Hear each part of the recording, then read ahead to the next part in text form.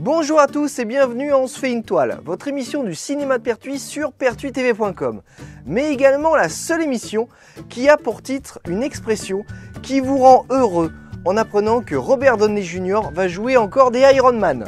Et ça fait vraiment plaisir. Je vous remercie. Non mais si, déjà là on va vous voir cette semaine dans Le Juge, mais alors les Iron Man, il manque plus que les Sherlock, enfin au moins le troisième, et après là tout le monde sera content. Non si.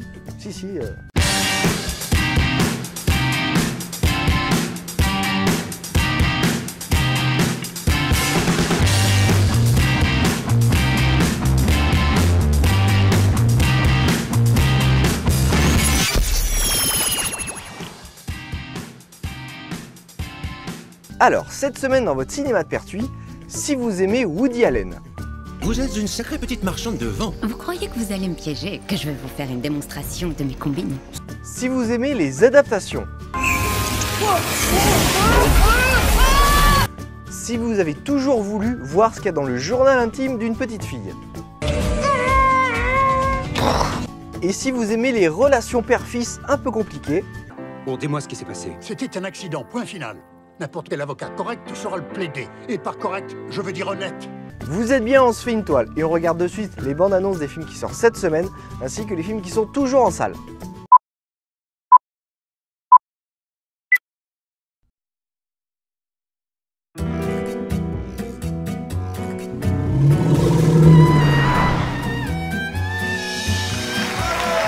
Stanley, tu es toujours le meilleur au monde.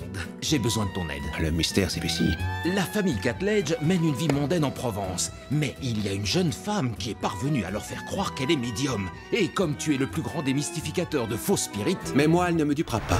Sophie a plongé ses yeux dans les miens et dit des choses sur moi qu'elle ne pouvait absolument pas savoir. Et d'après ce qu'on me dit, elle est très jolie. Divinatrice et divine à regarder. Je perçois une impression mentale. Êtes-vous originaire d'Asie, d'Extrême-Orient? Sachant que tu es Welling Su, c'est sacrément épatant. Vous êtes une sacrée petite marchande de vent. Vous croyez que vous allez me piéger, que je vais vous faire une démonstration de mes combines? Stanley ne croit pas aux spirites. Il vous tient tous pour des fripouilles. Elle est plaisante, même si elle cherche à faisanter. Mes impressions mentales sont nébuleuses. Des cumulonimbus ou des cirrus? Je vois que vous vous moquez de moi, Ce monsieur Taplinger est réellement désagréable. mais il n'est pas dénué de charme. Je crois savoir que nous aurons droit à une séance. Ce soir, les planètes sont bien alignées. Je vais tenter d'invoquer le monde immatériel. Envoyez-nous un signe! Plus je l'observe et plus j'en reste pantois. Serait-elle authentique? Je commence à avoir des doutes sur mon bon sens. Vous êtes pétri de certitudes sur le monde qui vous entoure. Et j'ai toujours essayé de vous enseigner que nous ne savons rien. À présent, parlez-moi un peu du passé truculent de tante Vanessa. Peut-être même un parlementaire? Continuez. Une histoire d'amour? Elle n'a aucun moyen de savoir cela. Je suis sans voix, Sophie. Vous êtes plus belle que tout ce qu'on peut imaginer. J'ai toujours été persuadé qu'il n'y avait rien du tout après la tragique et morne réalité de la vie, alors que vous êtes la preuve qu'il y a autre chose, de mystérieux, de magique. Ma tante m'emmenait ici quand j'étais petit. Il y a un toit qui s'ouvre. On voit l'univers. Il est menaçant. Vous trouvez ça menaçant? Je dirais que c'est plutôt romantique. Moi, c'est Théo. Au collège, je suis pas très populaire. Alors Spaghetti, on a peur de l'eau? Lui, c'est Bonave, mon meilleur ami. Elle, c'est Laura, la rebelle de la classe. C'est quoi en bas? C'est les enfers, Théo. C'est pas un endroit pour les enfants. Un jour, dans un mystérieux grimoire, j'ai découvert la recette d'une bague d'invisibilité. Agénor Arcandias. J'ai fait des centaines de kilomètres pour ce livre, vous allez me le retrouver. Imagine que ça marche. Faut qu'on trouve les ingrédients. Mercure liquide, top, viande de pigeonneau. Top, c'est bien dégueu.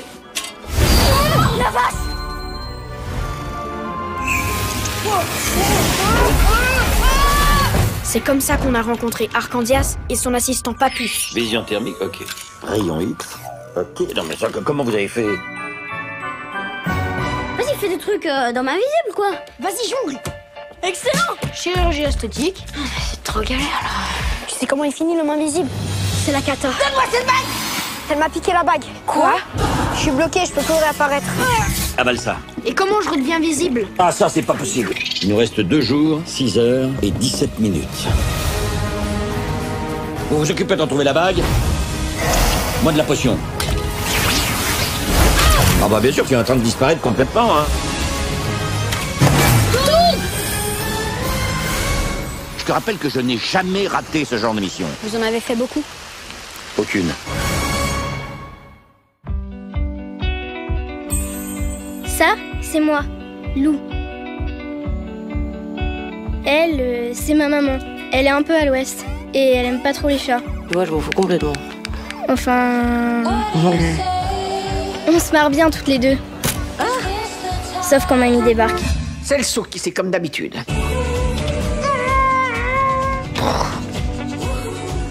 Sinon, il y a lui aussi, le nouveau voisin. On l'aime bien. Surtout maman. Quoi? Ouais. Et puis, il y a les copines, les copains. Et... Tristan. Hey. Hey. Charbon.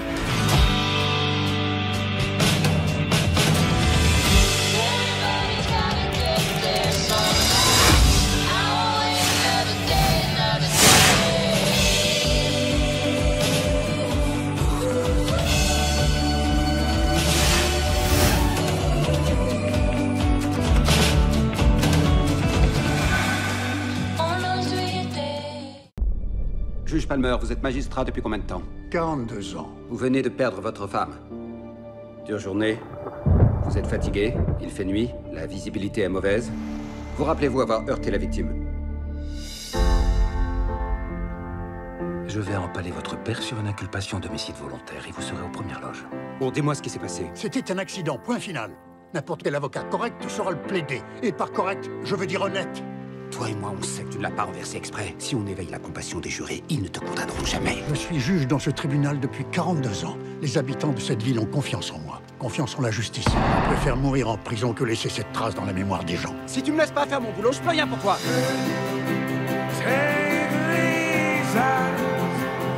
C'est un menteur qui croit qu'il peut agir en se prévalant de la loi, tout comme son fils.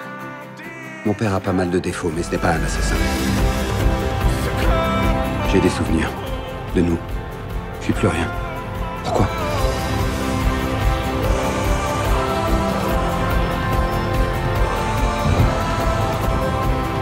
Je dépeindrai votre père comme un connard moralisateur déterminé à ce que sa version de la justice soit rendue. Mon père est un connard moralisateur déterminé à ce que sa version de la justice soit rendue, alors ce sera plié en un clin d'œil.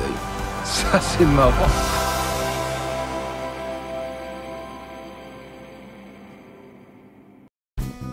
Mais n'oublions pas les films qui sont toujours à l'affiche cette semaine, avec Annabelle, Gone Girl, Le Labyrinthe, Les Box Trolls, Mommy, Ninja Turtle et Samba.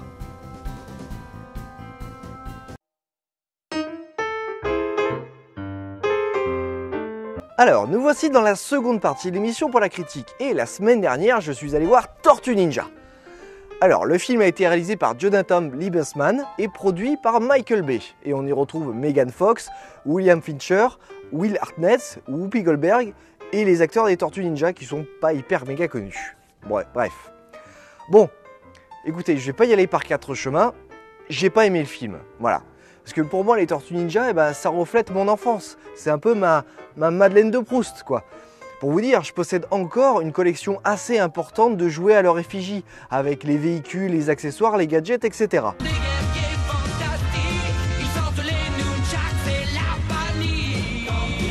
En fait, j'avais déjà une appréhension négative concernant le long métrage, parce que le producteur voulait faire au départ des tortues des créatures extraterrestres. Mais évidemment, c'était sans compter sur les aficionados, sur les puristes américains qui ont crié leur colère. Et alors là, les changements et les informations contradictoires ont commencé à apparaître. Et malheureusement, ça se voit dans le film, parce que le scénario est bourré d'incohérences et de facilités grossières. Alors, ce qui me perturbe personnellement, c'est qu'il y a un fossé gigantesque avec les films qui ont été faits dans les années 90. Si vous prenez le premier film, il y avait de l'humour, il y avait des bagarres, mais il y avait également un message social, parce que c'était très ancré dans le contexte économique de l'époque. Alors qu'ici, on a un film popcorn sans trop de réflexion. Par exemple, les méchants sont vraiment stupides, et on se rend vite compte que l'histoire est un espèce d'amalgame de boulga d'autres films.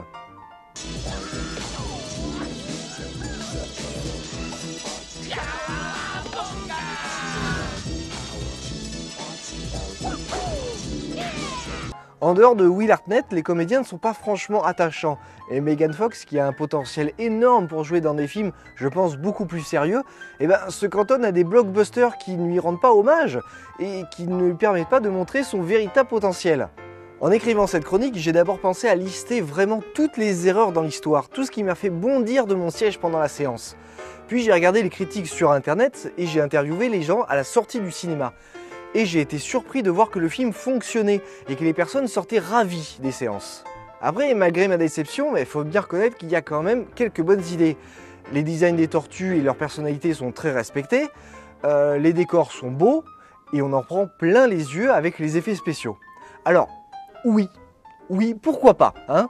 Si ça permet à une nouvelle génération de regarder ces reptiles ninjas, de les amener à regarder les dessins animés actuels qui sont plutôt bien faits d'ailleurs, alors oui, pourquoi pas, je dis oui, allez. Par contre, messieurs les scénaristes, pour le prochain film qui est déjà programmé pour 2017 je crois, faites gaffe au scénario quoi s'il vous plaît, hein, faites attention aux incohérences, aux bourdes. On se retrouve au deuxième film et on verra ce que ça donne.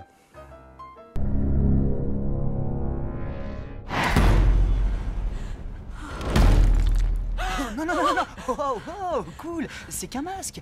Regarde, arrête de flipper. Ok?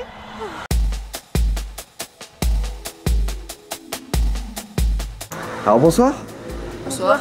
Vous venez de voir quel film s'il vous plaît? Bah là on vient de sortir de la séance du film Ninja Turtles. D'accord, qu'est-ce que vous en avez pensé? Bah c'est un beau film d'action et j'ai super bien aimé. Moi aussi. D'accord, vous connaissiez les Tortues Ninja avant? Oui, ouais, j'avais vu un petit peu le dessin animé. D'accord, et vous recommanderiez le film à quelqu'un d'autre? Ouais. Ouais? Oui. D'accord. Il est vraiment bien à voir. Bon, ça va. Bon, bah écoutez, merci beaucoup. Au revoir. C'était bien. Alors, vous allez aller voir quel film?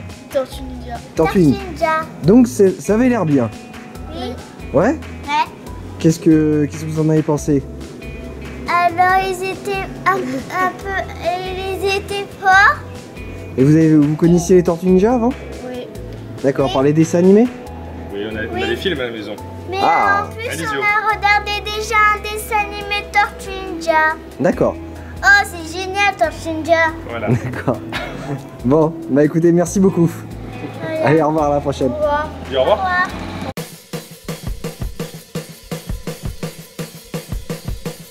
Alors, nous voici à la fin de l'émission et j'espère que l'ensemble de la programmation vous plaît.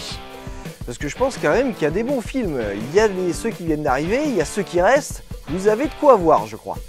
Bon, écoutez, nous on se retrouve la semaine prochaine pour une nouvelle émission et d'ici là, bien, je vous souhaite de voir de bons films. Allez, salut! Non mais il y a plein de trucs qui sont complètement farfelus dans ce film. Par exemple, Shredder, qui est le méchant, il possède une armure hyper high-tech, avant que les tortues fassent leur apparition. Et pour moi, c'est un non-sens complet, parce que pourquoi fabriquer ce genre d'arme de guerre pour ne pas l'utiliser avant? Si les tortues n'existent pas, eh ben cette pièce de technologie sert à rien, par exemple. Voilà. Ou le méchant à la fin, il veut lancer un gaz neurotoxique de son immeuble pour ensuite passer pour le sauveur grâce à l'antidote. Comment le gouvernement va pas se rendre compte que le gaz neurotoxique vient de son immeuble à lui? Non mais quand même.